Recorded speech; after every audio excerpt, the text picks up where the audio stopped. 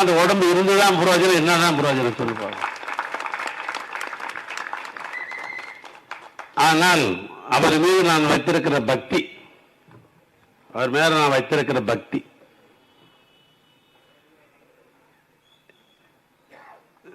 தமிழ்நாட்டினுடைய முதலமைச்சராக இருந்து சிறப்பாக தமிழ்நாட்டுக்கு ஆட்சி தந்து இன்னைக்கு கழகத் தலைவராக இருக்கிற அருமையனுக்கு பல பெருமை இருந்தாலும் கூட அவருடைய தம்பியா இருக்கிற எனக்கும் சேகர்பாபுக்கும் கொஞ்சம் பெருமை உண்டு. என்ன பெருமை தெரியுமா? இன்றைக்கு உலகத்திலே இருப்பவர்கள் எல்லாம் சென்னைக்கு வந்தால் ஒரு பார்க்கிற இடமாக, பக்தி பரவசத்தோடு வணங்குகிற இடமாக இருக்கிறது தலைவர் கலைஞருடைய நினைவிடம். அந்த நினைவகத்தை கட்டுகின்ற வாய்ப்பை கழகத் தலைவர் எனக்கு தந்தது வாழ்க்கையில எனக்கு கிடைத்த பேரு. ஆனால் காலம் உள்ளவரை, கடல் நீர் உள்ளவரை, காற்றுள்ளவரை அதை பக்குவமாக பேணி பாதுகாத்து இன்றைக்கும் புத்தம் புதியதாக இருக்கு என்று சொன்னால் உங்களுடைய மாவட்ட கழக சேகர்பாபுடைய உழைப்பு சாதாரண உழைப்பு. ஆனால் தலைவரின் சார்பாக 2 பேருக்கு அப்படி ஒரு பெருமை. அப்படிப்பட்ட அவரால் எங்களுக்கு பெருமை கிடைத்திருக்கு சொன்னா அவருடைய நினைவு நாள் பேசாம இருக்க முடியுமா? இங்க இருக்கிற கழக நண்பர்களும் சேகர்பாபும் ரூம் போட்டு சிந்திப்பாங்க போல இந்த இன்விடேஷன் அடிக்கிறதுக்கு. நான் திருவண்ணாமலை தெரியாது யாரா இருக்க முடியுமா? பல பேர் திருவண்ணாமலைக்காரர் கூட இருப்பாங்க. ஏன்னா ஆன்மீகத்துக்கு உச்சம் 2 இடம். வைஷ்ணவராக இருந்தால் ஆன்மீகத்துக்கு உச்சம் திருப்பதின்னுவாங்க. வைஷ்ணவர்கள் யாரு? நாமம் போட்டவங்க. கோவிந்த கோவிந்த கோவிந்த கோவிந்தான்ற நாமம் போட்டவர்கள் எதை உச்சம்னால திருப்பதி சொல்லுவாங்க. சைவத்துக்கு ஒரு எச்சம் என்று சொன்னால் தென்னாளுடைய சிவனை போற்றி என்னாலும் இறைவா போற்றி என்று சொல்லுகிற திருவண்ணாமலை திருத்தலம் தான் சைவத்துக்கு உச்சம். அப்படிப்பட்ட ஊரில் இருந்து நான் வந்திருக்கிறேன். நான் அந்த திருவண்ணாமலை மாவட்டத்துக்கு மாவட்ட கழக செயலாளராக சேகர்பாபு அளவுக்கு எல்லாம் கூட கொஞ்சம் குறைச்சி நம்ம மாவட்ட செயலராக இருக்கிறோம். ஆனா இது போன்ற அழைப்பு அடிக்கிறதுக்கு நல்லா சிந்திக்கிறது இல்லை. எங்க அலுவலகத்தில் இருக்கிறத பார்த்து ஒரு நினைவு நாள் ஒரு போஸ்ட் ஓட்டு ஒரு அழைப்பு அடின்னு பேச்சாளர் வச்சு கூட்டம் போடணும். இந்த அழைப்பதை பார்க்கிற பொழுது நேற்று தினம் தான் கொடுத்தார். என்ன உடம்பு சில நாள் போய் பேசிதான் ஆகணும். இந்த அழைப்பதற்காக மட்டும் அவ்வளோ அற்புதமான அழைப்பு. தலைப்பு பார்த்தால் போராளி ஓய்வு என்று 10 நிகழ்ச்சி நடத்துறார். இயக்கத்திலே தலைவர் மீது பற்றுள்ளவர்கள், பாசம் உள்ளவர்கள், பக்தி உள்ளவர்கள் அவர் மீது நீக்கமர அன்பு செலுத்திக் கொண்டிருப்பவர்களை கண்டுபிடித்து 10 நிகழ்ச்சி நடத்துறார்.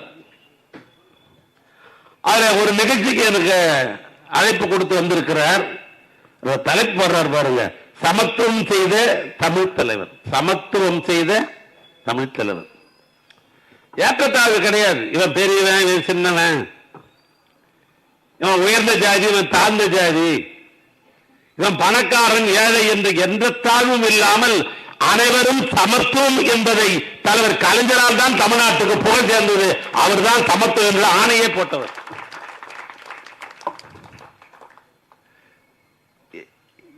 அப்படிப்பட்ட தலைப்பு இது. ஏன் நான் சொல்றேன்னா 2 கவிஞர் வந்திருக்கிறாங்க, அதுக்காக நான் சொல்றேன்.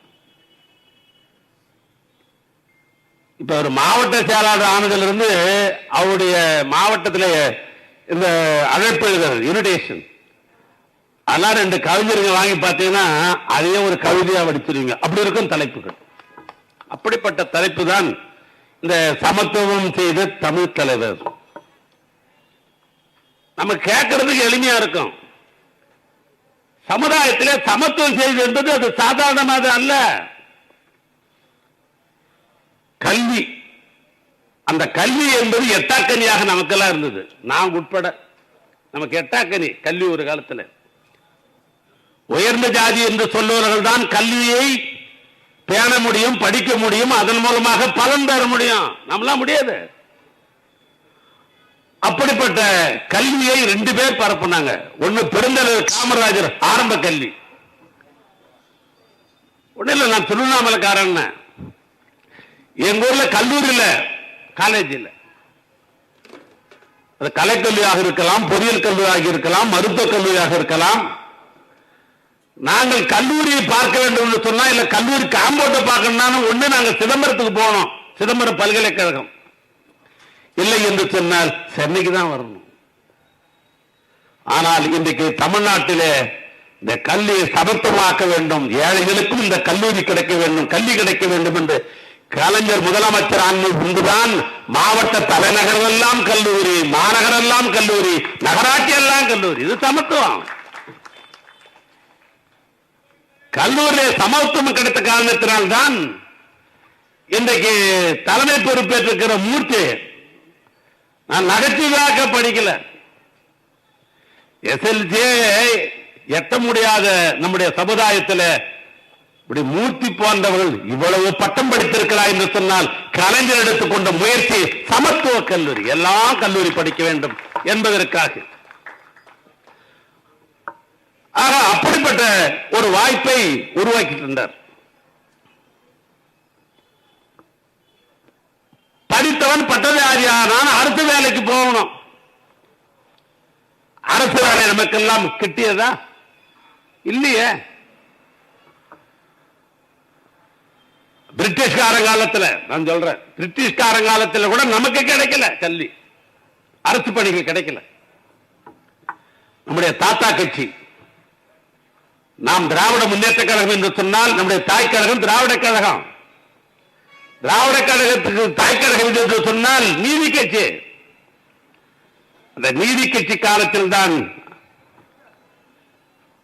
சென்னையை சேர்ந்த சர்பிடி தியாகராஜரும் டி எம் நாயரும் நடேசனார் என்ற இந்த மூர்த்திகள் எடுத்துக்கொண்ட பெரிய முயற்சி, அதன் மூலமாக திராவிட இயக்கத்தினுடைய நீதி கட்சியினுடைய ஆட்சி, அந்த நீதி கட்சி ஆட்சியில பனங்கலரசர் முதலமைச்சராக இருந்த பொழுதுதான் நம் ஊரை சேர்ந்த முத்தை முதலியார் என்பவர் தான் இடஒதுக்கீடு கொண்டாந்தார். அது வரைக்கும் கிடையாது நமக்கு. நமக்குள்ள இன்னைக்கு ஜாதி சென்டர் இருக்குது, நான் பெரிய ஜாதி, நீ சரி, எந்த ஜாதிக்கும் கிடையாது அன்னைக்கு.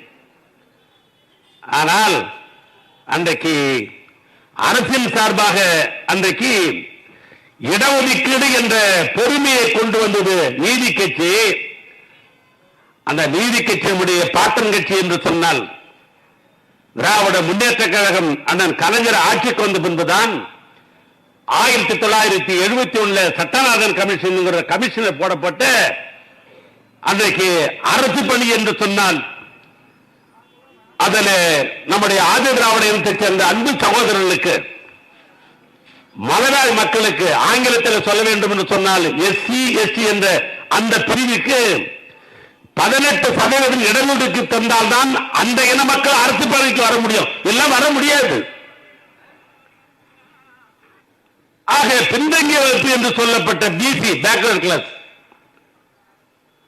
அதற்கு 31% என்ற அடிப்படையில் சட்டநாதன் கமிஷனுக்கு பின்னால் அரசு பணிகளே நம் வீட்டு பிள்ளைகள் பணிக்கு போகணும் என்று சொன்ன முயற்சியினுடைய அடிப்படையில் தொடர் முயற்சி தான் அண்ணன் கலைஞர் முதலமைச்சராக இருந்தது. அதன் தொடர் முயற்சியாக ஆதி திராவிட இனத்தை சேர்ந்த அன்பு சகோதரர்களுக்கு 18%, மலையாள மக்களுக்கு 1%, பிற்படுத்தப்பட்ட மக்களுக்கு 30%, இன்னும் சொல்ல போனால் மிக மிக பிற்படுத்தப்பட்ட வன்னியன மக்களை உட்பட அவர்களுக்கு 20% இன்றைக்கு கொடுத்த வரலாறு யாருக்கு என்று சொன்னால் அண்ணன் கலைஞருக்குத்தான் அந்த வரலாறும் சேரும்.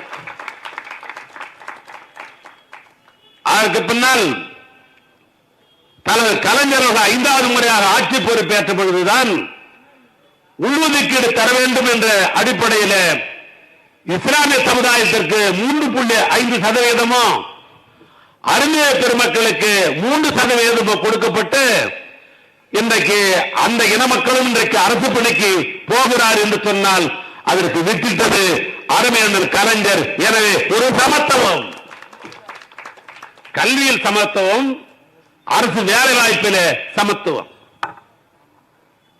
இதோடு அர்த்தமில்லை. பெரிய ஜமீன்தார்கள் உனக்கு எத்தனை ஏக்கரான்னு சொன்னா எனக்கு 100 ஏக்கரான்னு. உனக்கு எத்தனை ஏக்கரா? 50 ஏக்கர். கலைஞர் முதலமைச்சரான பொழுதுதான் 69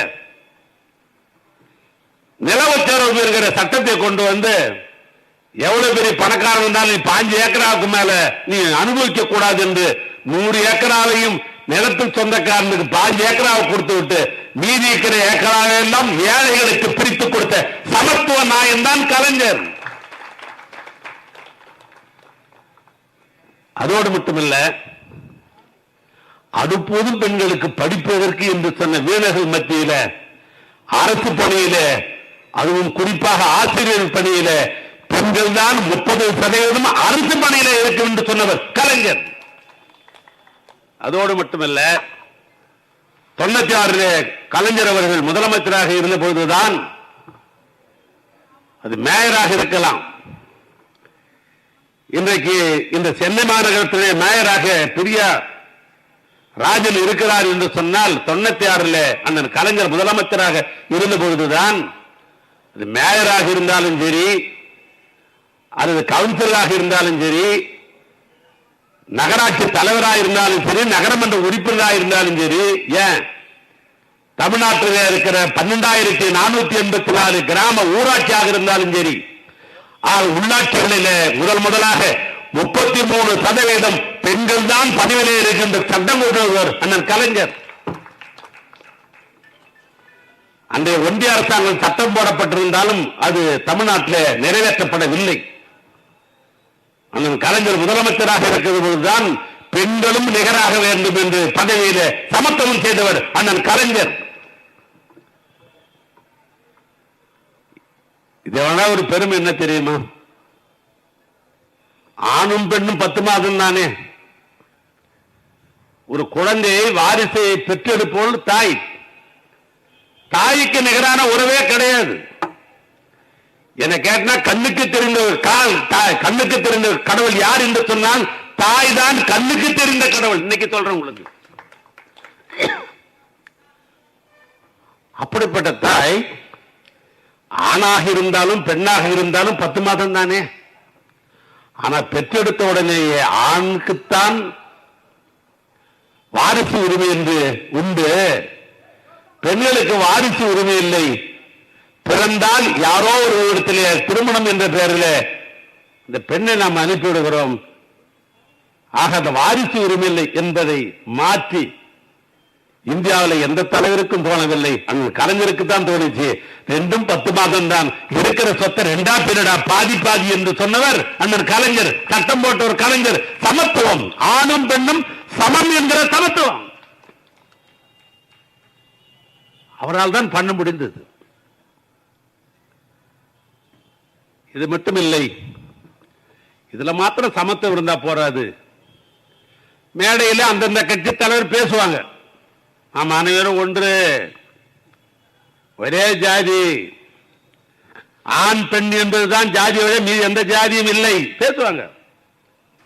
ஆனால் அதே கூட நடைமுறைப்படுத்திய ஒரு தலைவர் கலைஞர் எப்படி இருந்தான்னா, தமிழ்நாட்டில் என்ன சென்னைக்கு தெரியாது, கிராமத்தில் பிறந்த வளர்ந்த எங்களுக்கெல்லாம் தெரியும் ஜாதி சண்டை எப்படி இருக்கும் ஊர்ல. இந்த தெருவுக்கு அந்த தெருவுக்கு போக மாட்டான், கேட்டா அந்த தெருவில் தாழ்ந்த ஜாதி இருக்கிறதா போகவே மாட்டேன்னுவான். மேட்டுக்குடி நாங்க தான் இந்த இது கிராமத்தில். இப்படிப்பட்ட கிராமங்கள் நிறைந்த பகுதியில் கலைஞர் எடுத்த ஒரு முடிவுதான் தமிழ்நாட்டில் 240 இடங்களை கண்டறிந்து, இந்த கண்டறிந்த இடங்களில் 100 வீடுகளை கட்டி, உயர்ந்த ஜாதி அங்கதான் இருக்கணும், தாழ்ந்த ஜாதி அங்கதான் இருக்கணும், நடு ஜாதி அங்கதான் இருக்கணும், ஏழை அங்கதான் இருக்கணும் என்று பெயரில் பெரியார் சமத்துவபுரம் என்பதை கொண்டு வந்த ஒரு கலைஞர்.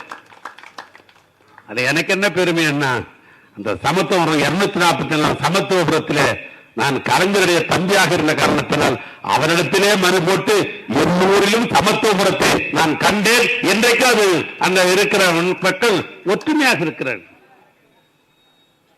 அரசியல் கட்சி நிறைய பேசுவாங்க வாயால சமத்துவம். அதுக்கு உதாரணமும் அந்த கலைஞர் தான் என்று சொன்னால் அது மிகையாகாது. அதோடு மட்டுமல்ல, முன்னாள் அறநிலையத்துறை அமைச்சர், நான் முகசதிக்காக சொல்லல, இன்னைக்கு என்னமா ரீல் விட்டுருக்கிறான். நான் ஏறத்தாழ 67 திராவிட முன்னேற்ற கழகம் 67 அண்ணா தலைமையில் திராவிட இயக்கம் ஆட்சி அமைத்த காலத்திலிருந்து நான் உற்று நோக்கி பார்க்கிறேன். ஏறத்தாழ 7 முறை நான் சட்டமன்ற உறுப்பினராக மக்களால் வெற்றி பெற்று, கையால் எழுந்து போனதில்லை, மக்களால் வெற்றி பெற்று 7 முறை நான் சட்டமன்ற உறுப்பினராக நான் பணியாற்றிக் கொண்டிருக்கிறேன். அண்ணன் மக்கள் தலைவர் எம்ஜிஆர் அவர்கள் திமுக பொருளாளராக இருந்த அண்ணன் எம்ஜிஆர் அவர்கள் முதலமைச்சராக இருந்தபோதும் சட்டமன்றத்தில் நான் பணியாற்றி இருக்கிறேன். அண்ணன் கலைஞரோடு பல முறை நான் சட்டமன்ற உறுப்பினராக அமைச்சராகவே பணியாற்றி இருக்கிறேன். அம்மையார் ஜெயலலிதா அவர்கள் முதலமைச்சராக இருந்தபோது எதிர்க்கட்சியில் நான் பணியாற்றி இருக்கிறேன். இந்த ஓபிஎஸ், இபிஎஸ் இவர்கள் முதலமைச்சராக இருந்தபோதும் நான் பணியாற்றி இருக்கிறேன். நிறைவாக மக்கள் விரும்பிய எல்லாருக்கும் எல்லாம் கிடைக்க வேண்டும் என்ற அற்புதமான ஆட்சியை நடத்த திராவிட மாடல் ஆட்சி தமிழ்நாட்டுடைய முதலமைச்சர் அருமண்ணன் தளபதியார் தலைமையிலும் அமைச்சராக இருந்து நான் பணியாற்றியிருக்கிறேன். இத்தனை பேர் அமைச்சர் நான் பணியாற்றினாலும் கூட நான் சொன்னவர், எத்தனை மதங்கள் இருந்தாலும் கூட தமிழ்நாட்டை பொறுத்தளவுக்கு இந்து மதத்திலே இருக்கிற 2 கூறுகள், ஒன்று வைணவம், மற்றொன்று சைவம். இந்த சைவத்தையும் வைணவத்தையும் மக்கள் மத்தியிலே கொண்டு பரப்புவதிலும்,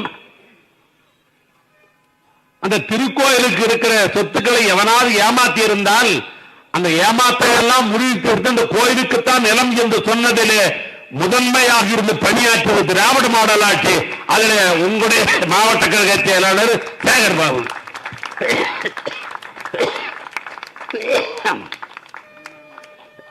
தண்ணி வச்சு கொடுக்கணும்.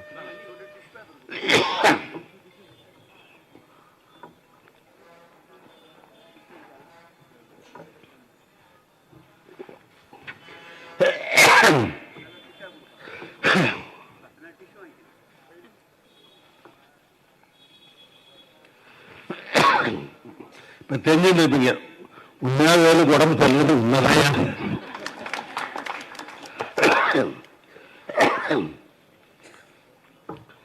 அதுல திருக்கோயிலில் அறங்காவலர்கள் எல்லாம் ஆண்கள் தான் இருந்த காலத்தை மாற்றி, அந்த வைணவ கோயிலாக இருந்தாலும் சைவ கோயிலாகவும் எந்த கோயிலாக இருந்தாலும் அந்த கோயிலில் ஆண்கள் மட்டும் அறங்காவலராக இருந்த பலன் அல்ல, என்று சொன்னால் பெண்கள் இருந்தால் தான் சிறப்பாக இருக்கும் என்று சொல்லி ஒரு அறங்காவலர் பெண்ணையும் போட வேண்டும் சொன்னவர் கலைஞர். அவர் அப்படி என்று சொன்னால் திராவிட மாடல் ஆட்சி நடத்திக் கொண்டிருக்கிற அருமையான தளபதியார் அவர்கள் சேகர்பாபு அழைத்து ஒரு திருக்கோயிலும் ஓதுவார் என்று ஒரு இருக்கிறார்களே, அந்த ஓதுவார்கள் ஆண்கள் மட்டும்தான் ஓதுவார்களா, பெண்கள் ஓத மாட்டார்களா? இன்னும் சொல்ல போனால் ஆண்களை விட ஓதுவதில் பெண்களுடைய குரல் இனிமையாக இருக்கும். அது கடவுளுக்கே பிடித்தாலும் பிடிக்கும். ஆனால் பெண்களை ஓதுவராக்க வேண்டும் என்று சொன்னது திராவிட மாடல் ஆட்சி. அதனுடைய தலைவர், அதை நிறைவேற்றியவர் நம்முடைய சேகர்பாபு. அதனால்தான் சொன்னேன், சமத்துவம் என்பது பல்வேறு வகையில திராவிட இயக்க ஆட்சி காலத்தில் தான் பரிணாம வளர்ச்சி அடைந்தது. அதுதான் உண்மை. பெண்களுக்கு எல்லா இடத்திலும் சமம் தரணும். ஆனால்தான் அவர் வழியிலே வந்த அருமையண்ணன் தளபதியார் அவர்கள் ஆட்சியில் இருக்கிற போது திட்டங்கள், எத்தனை திட்டங்கள் போட்டிருந்தாலும் கூட இந்த பெண்களுக்காகத்தான் மொத்த திட்டத்தையும் போட்டார். இந்த பெண்களுக்காகத்தான் மொத்த திட்டையும் போட்டார். அது கலைஞர் மகளிர் உரிமை தொகையா இருக்கலாம், கல்லூரியிலே படிக்கிற பெண்களுக்கு புதிய பெண் திட்டமாக இருக்கலாம், மகளிர் விடியல் பயணமாக இருக்கலாம், மகளிருக்கு பாதுகாப்பாக தோழி விடியல் திட்டமாக இருக்கலாம். இப்படி எண்ணற்ற திட்டங்கள் திராவிட மாடல் ஆட்சியில் அன்பு சகோதரராக போடப்பட்டது. அதை இப்படி சொல்லிக்கொண்டே போகலாம். ஆக கலைஞர் ஆரம்பித்த சமத்துவம் என்பது கழக ஆட்சியிலே பல்வேறு வகையிலே அது பரிணாம வளர்ச்சி நடைபெற்றது. ஆனால்தான் அந்த நன்றி உணர்வோடு சமுதாயத்தை ஒரு சமத்துவ சமுதாயமாக உருவாக்கிய கலைஞருக்கு நினைவு நாள் போற்றுகின்ற அளவுக்கு நிகழ்ச்சி நடத்த வேண்டும் என்று மாவட்ட கழகமும் பகுதி கழகமும் இன்றைக்கு சிறப்பாக நிகழ்ச்சியை நடத்திக் கொண்டிருக்கிறார்கள். இவ்வளவு பேசுறாரு, இந்த கவர்மெண்ட்டை பத்தி ஒன்னும் பேச மாட்டேன்றாரு. உங்களுடைய ஏக்கம் எனக்கு புரிகிறது.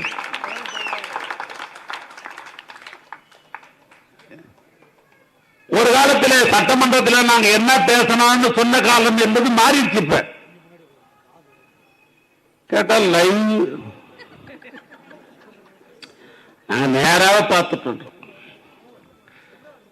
சட்டசபை விட்டு நேற்று 5:02 நேற்று சட்டசபை விட்டு வெளியே வரும்போது 5:02 மாலை காலை 8:30 மணிக்கு போனேன். சட்டசபை நிகழ்ச்சியெல்லாம் முடிச்சுட்டு திரும்பி வரும்போது 5:02 ஐக்கிய தாண்டினேன். நான் என்னென்னலாம் சட்டசபையில் நேற்று பேசணும்னா அதெல்லாம் நம்ம ஆளுங்க கட் பண்ணி அழகா ரீல்ல போட்டான், வாட்ஸ்அப்ல போட்டான், பேஸ்புக்ல போட்டான், இன்ஸ்டாகிராம்ல போட்டான். நான் நினைச்சு சட்டத்தை போட்டு வெளியே வரும் எப்படி எனக்கு தெரியுதுன்னா வண்டியில வந்து சொன்னார் ஒரு நண்பர், நம்ம சட்டமன்ற உறுப்பினர், அண்ணா எல்லாம் லைவ்ல போயிருக்குது, நம்மளால கட் பண்ணி கட் பண்ணி கட் பண்ணி போட்டபடியே இருக்கிறோம். எல்லாம் உங்களுக்கு தெரிஞ்ச செய்தி. நான் என்ன சொல்றது? பானை சோறுக்கு பருக்கு சோறு பதம் என்று சொன்னதை போல இந்த ஆட்சியாளர்கள் வந்ததுன்னு சொன்னாங்க, வந்தது இல்லை, வர்றதுக்கு முன்னால சொன்னாங்க குழந்தைகள் எல்லாம் பிறந்தா அனைத்து குழந்தைகளுக்கு தங்க போடுறோம். நான் கூட கூட்டி பார்த்தேன் எவ்வளவு குழந்தைகள் ஒரு ஆண்டுக்கு சராசரி பிறக்கிறது என்று கூட்டி பார்த்து விட்டு இது எப்படி சாத்தியக்கூறு இல்லையே, எப்படி தேர்தல் அறிக்கையில இவர்கள் சொல்லுகிறார் என்று நான் யோசித்து பார்த்தேன். அதை நம்பி பல தாய்மார்கள் 6 மாசமே நம்ம இப்ப கர்ப்பிணியா இருக்கிறோம், எலெக்ஷன் முடியும் போது அதுமே நம்முடைய குழந்தை பிறந்துடும், தங்க மோதிரம் போட்டுருவார் எப்படி அப்படின்னு நம்பி அங்க போய் விசில் அடிச்சுட்டு வந்து இப்ப குழந்தைய பிறந்த பார்த்துட்டு பாக்குது. என்ன பாக்குதுன்னா இப்ப இன்னும் கவர்மெண்ட் ஆஸ்பத்திரியில மட்டும்தான் போடுவாங்களாமே. தமிழ்நாட்டில் இன்றைக்கு குழந்தைகள் பிறப்பு என்பது பாதுகாப்பாக அந்த குழந்தை பிறக்க வேண்டும் என்ற அடிப்படையில் அரசு மருத்துவமனையிலும் பிறக்கிற குழந்தைகள் தனியார் மருத்துவமனையிலும் பிறப்பதற்கு அரசாங்கம் தான் அனுமதித்திருக்கிறது. அரசாங்கம் தான் அனுமதித்திருக்கிறது. தனியார் மருத்துவமனையில் குழந்தைகள் பிறந்தாலும் அரசு மருத்துவமனையில் 18,000 ரூபாய் பணம் தருகிறார் என்று சொன்னால் தனியார் மருத்துவமனை 18,000 உண்டு. ஆனால் இப்ப வந்திருக்கிற இந்த அரசு சொல்கிறது அரசாங்க மருத்துவமனையில் குழந்தை பிறந்தால் செப்டம்பர் மாதம் முதல் தங்க மோதிரம். நானும் சேகர் பாபுலாம் நீ திட்டத்து போறதுக்கு முன்னாலேயே தலைவர் கலைஞர் பிறந்த நாள், அண்ணா பிறந்த நாள், தளபதி பிறந்த நாள், தம்பி உதயா பிறந்த நாள் என்று மாவட்ட கழகமே நாங்கள் தங்க மோதிரம் போட்ட கட்சியா இந்த கட்சி மாற்றிக்கொண்டார்கள். பிறக்கிற குழந்தைக்கெல்லாம் தங்க மோதிரம் என்று சொன்னால் இப்ப அரசு மருத்துவமனை பிறந்தாலும் மாற்றிக்கொண்டார்கள். நானே ஒரு விவசாயி, திருவண்ணாமலைக்கு பக்கத்தில் 9 கிலோமீட்டர் தள்ளி போனால் என்னுடைய கிராமம் சேயக்கூடலூர். நான் ஒரு விவசாயி விட்டு பிள்ளை, நானும் விவசாயி. முந்தைய தினம் கூட நான் சட்டமன்றத்தில் பேசுகிற போது நான் கரும்பு விவசாயி என்று நான் பேசினேன். கரும்புக்கு விலை எப்படி என்றதை பேசிக்கொண்டுதான் இருந்தேன். ஆனால் நான் விவசாயி. தேர்தல் நேரத்தில் சொன்னார்கள், நாங்க சொல்லல. ஏன் சொல்லலன்னு அதையும் நான் சட்டமன்றத்தில் சொன்னேன். நாங்கள் சொல்லவில்லை, அனைத்து விவசாயிகளுக்கும் தள்ளுபடி என்று சொன்னால் 19,000 கோடி தேவைப்படும். அதனால் சொல்லி விவசாய மத்தியில் நாங்கள் மாட்டிக்கொள்ள தயாராக இல்லை. எங்கள் தலைவர் பொய்யான வாக்குறுதியை தரமாட்டார், செய்வதைத்தான் வாக்குறுதியாக கொடுப்பார் எங்கள் தலைவர். என்று சட்டமன்றத்தில் சொல்லிவிட்டு சொன்னேன். அனைத்து விவசாயிகளுக்கும் தள்ளுபடி என்று சொன்னீர்களே, இன்னைக்கு சிறு குறு என்று மாற்றிவிட்டு மொத்த விவசாயம் ரோட்ல நின்று கொண்டு பச்சை துண்டை போட்டுக் கொண்டு இந்த அரசாங்கத்தை வைத்து போராடி கொண்டிருக்கிறான். சொன்னதை செய்யவில்லை என்று போராடுகிறான். சொன்னதை செய்யல. ஆக இந்த அரசாங்கம் தேர்தலுக்கு முன்னால் ஒன்று, வெற்றி பெற்றதற்கு பின்னால் ஒன்று என்று மாற்றி பேசுகிறார்கள். ஆனால் நான் ஒரு வரியில் சொல்ல வேண்டும் என்று சொன்னால், இந்த அரசாங்கம் போடப்பட்ட பட்ஜெட்டுக்கு அவர்கள் சொல்லுகிறார்கள், நாங்கள் வெற்றி பட்ஜெட் போட்டுவிட்டோம், வெற்றி பட்ஜெட் போட்டுவிட்டோம் என்று சொன்னார்கள். நாங்கள் திமுக சார்பாக நாங்கள் சட்டமன்ற உறுப்பினர் சொல்லுகிறோம், அது வெற்றி பட்ஜெட் அல்ல, வெற்றி வெட்டான பட்ஜெட் போட்டுவிட்டு மக்களை ஏமாற்றி விட்டீர்கள், அவ்வளவுதான் சொல்ல முடியும். எனவே இந்த அரசாங்கத்தை பற்றி இது வரைக்கும் போதும். இப்பதான் வந்திருக்கிறாங்க, பார்ப்போம், மக்களே புரிந்து கொள்வார்கள். எங்க ஏரியாவில் விசில் ஊதனெல்லாம் இப்ப வாயை மூடி இருக்கிறோம். நீ விசில் ஊதினான்னா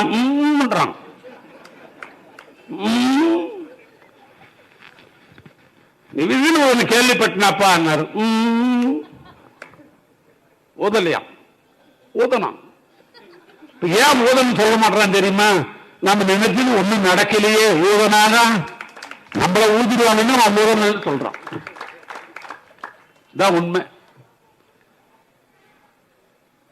நான் இந்த அரசாங்கத்தை பற்றி நான் சொல்லிவிட்டேன். ஏதோ ஒரு சங்கடத்திலே தமிழ்நாட்டு மக்கள் இன்றைக்கு சில தாய்மார்கள், சில தம்பிமார்கள், சில விவசாய பிரிவு மக்கள், சில தொழிலாளர்கள், இந்த ஒரு வார காலமா பார்க்கிற அரசு அதிகாரிகள் கூட மன உளைச்சல் இன்றைக்கு இருந்து கொண்டிருக்கிறார்கள். அரசு அதிகாரிகள் எப்போதும் அரசு அதிகாரி என்று சொன்னால் அவர்கள் திமுக பக்கம் தான் இருப்பாங்க. எனக்கு தெரிஞ்சு திமுக பக்கம் தான் இருப்பாங்க. ஆனால் இந்த முறை சில அரசு அதிகாரிகள் ஒரு மாற்றத்தை கருதி நாம தான் விசில் ஊதி பார்க்கலாம் என்று விசில் ஊதினார்கள். இன்றைக்கு விசில் ஊதியவர்கள் வாய்ப்பற்றி இன்றைக்கு இந்த சங்கடத்தை இந்த ஆட்சி நமக்கு தந்துவிட்டதே என்று மன உளைச்சல் இருக்கிறார்கள். விசில் ஊதியது தவறு என்ற உணர்வு இன்றைக்கு தமிழ்நாட்டில் இன்றைக்கு பல மனதிலே புழுங்கிக் கொண்டிருக்கிற நிலை இருக்கிறது இன்றைக்கு. எனவே வருங்காலம் நம்முடைய காலமாகத்தான் இருக்கும், கழக ஆட்சி காலமாகத்தான் இருக்கும், திராவிட மாடல் ஆட்சி காலமாகத்தான் இருக்கும். இந்த தேதியிலிருந்து நாம் கங்கணம் கட்டிக் கொண்டு தேர்தல் பணி அல்ல, நம்முடைய கட்சியினுடைய கொள்கைகளை நாட்டு மக்களிடத்திலே கொண்டு சேர்க்க வேண்டும். ஏற்கனவே திராவிட மாடல் ஆட்சியை நமக்கு என்னென்ன திட்டங்கள் எல்லாம் செய்தோம் என்பதை மீண்டும் மக்களுக்கு நினைவேற்ற வேண்டிய நிலையில, நினைவூட்ட வேண்டிய நிலையில இருக்கிறோம். அந்த பணிகளை செய்வோம். மீண்டும் கோட்டையிலே திராவிட முன்னேற்ற கழகத்தோடு கொடி பறப்பதற்கு நாம் உழைப்போம். அதற்காக இன்றைக்கு தலைவர் நினைவு நாளில் சபதம் ஏற்போம் என்று சொல்லி வாய்ப்பு தந்த பகுதி கழகத்திற்கும் மாவட்ட கழகத்திற்கும் என் நெஞ்சார்ந்த நன்றியை சொல்லி உரையை நான் நிறைவு செய்கிறேன். நன்றி, வணக்கம்.